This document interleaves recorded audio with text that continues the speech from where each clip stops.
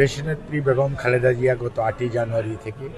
লন্ডনে চিকিৎসাধীন আছেন, সেটি আপনারা দীর্ঘদিন যাবৎ জানেন। এবং উনি আল্লাহর অশেষ মেহেরবানিতে এবং আপনাদের সবার দোয়ায়, চিকিৎসকদের প্রচেষ্টায়, সর্বোপরি আমাদের সবারই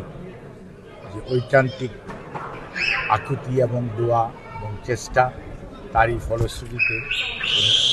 এখন পর্যন্ত আলহামদুলিল্লাহ আগের চেয়ে ওনার শারীরিক অবস্থা অনেকটা স্থিতিশীল আছে। এখন এই অবস্থায় হয়তো উনি চিকিৎসকরা নিয়মিতভাবেই এখানকার চিকিৎসকরা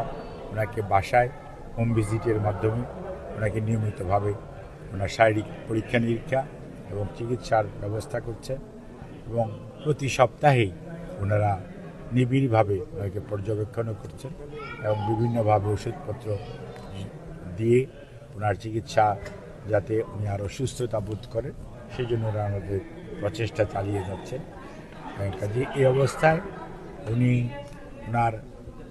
চিকিৎসার যে দিকটা সেটা তো উনি মোটামুটি আলহামদুলিল্লাহ ভালোই করছেন। অন্যদিকে মানসিকভাবে উনি দীর্ঘদিন পরে প্রায় 6.5-7 বছর হয়ে গেছে, প্রায় 7 বছর পরে উনি ওনার ছেলে দলের ভারপ্রাপ্ত চেয়ারম্যান জনাব তারেক রহমান এবং ওনার সহধর্মিণী ডক্টর জুবাইদা রহমান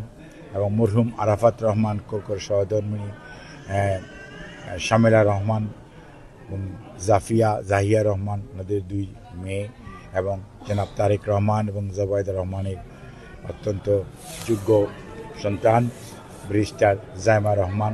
তাদেরকে সাথে পেয়ে মানসিকভাবে অনেকটা আগের চেয়ে বেশি সুস্থ আছেন এবং এই মানসিক সুস্থতাই ওনার শারীরিক সুস্থতাকে আরও বেশি বাড়িয়ে দিচ্ছে এবং ইনশাআল্লাহ আপনারা দোয়া করবেন। সর্বোপরি বিএনপির আমাদের ইউকের যে প্রেসিডেন্ট এবং মালিক জেনারেল সেক্রেটারি জনাব কয়সর আহমেদ সহ এখানে বিএনপির অনেক নেতাকর্মীরা এবং জিয়া পরিষদ শুধু নয় সকল অঙ্গ সহযোগী সংগঠনসমূহের নেতাকর্মীরা, সর্বোপরি দেশের মানুষ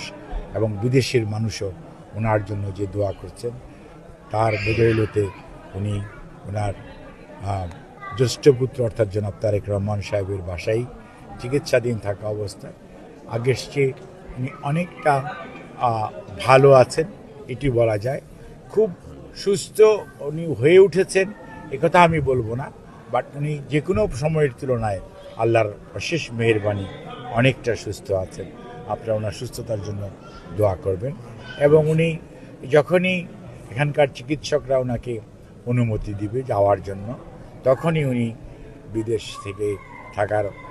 মানুষ উনি নয়, কারণ আগেও দেখেছেন সরকার বিদেশে পাঠাতে চেয়েছে, জোর করে উনি আসেন নাই। উনি বলেছেন বিদেশে আমার কোনো প্রভু নাই, হয়তো বন্ধু আছে, এবং উনি দেশের মানুষকে ভালোবাসেন এবং খুব শীঘ্রই চিকিৎসকরা যখনই বলবেন উনি দেশে ফেরত যাবেন ইনশাআল্লাহ। আপনারা ওনার জন্য দোয়া করবেন।